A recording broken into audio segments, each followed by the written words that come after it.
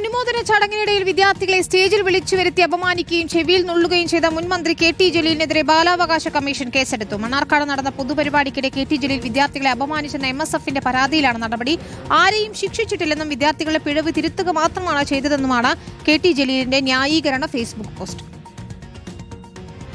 കഴിഞ്ഞ ദിവസമാണ് Palakkad Mannarkkad merit evening എന്ന പേരിൽ 10ാം ക്ലാസ് +2 പരീക്ഷകളിൽ ഉന്നത വിജയം നേടിയവരെ അനുമോദിക്കുന്ന ചടങ്ങ് നടന്നത്. പരിപാടി മുൻ മന്ത്രി കെ.ടി. ജലീൽ ഉദ്ഘാടനം ചെയ്തു.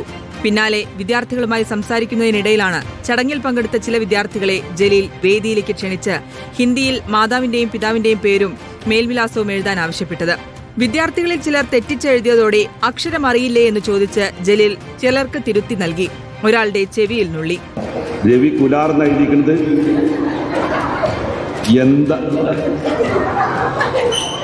എന്നാൽ ജലീൽ വിദ്യാർത്ഥികളെ അപമാനിച്ചു എന്ന് കാട്ടി MSF രംഗത്തെത്തി. പ്രയാസങ്ങൾ പറഞ്ഞുകൊണ്ട് അപമാനിക്കുകയും ചെവിയിൽ നുള്ളുകയും ശാരീരിക ഉപദ്രവം നടത്തുന്ന പ്രവണത ഒരിക്കലും അംഗീകരിക്കാൻ കഴിയുന്നതല്ല. സംഭവത്തിന്റെ ദൃശ്യങ്ങൾ മാധ്യമങ്ങളിലൂടെ പുറത്തുവന്നതോടെ ജലീലിനെതിരെ ബാലാവകാശ കമ്മീഷൻ സ്വമേധയാ കേസെടുത്തു.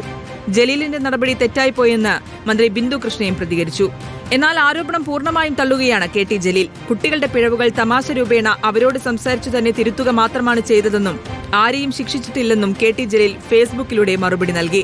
ഇതിനിടെ കെ.ടി. ജലീൽ അപമാനിച്ചിട്ടില്ലെന്നും തെറ്റുകൾ തിരുത്തി നൽകുക മാത്രമാണ് ചെയ്തതെന്നും അനുമോദന ചടങ്ങിൽ പങ്കെടുത്ത വിദ്യാർത്ഥികൾ പറഞ്ഞു. ചെറിയ അക്ഷരത്തൊക്കെ ഉണ്ടായിരുന്നു.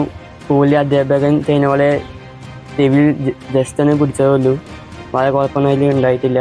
റിപ്പോർട്ടർ, പാലക്കാട്.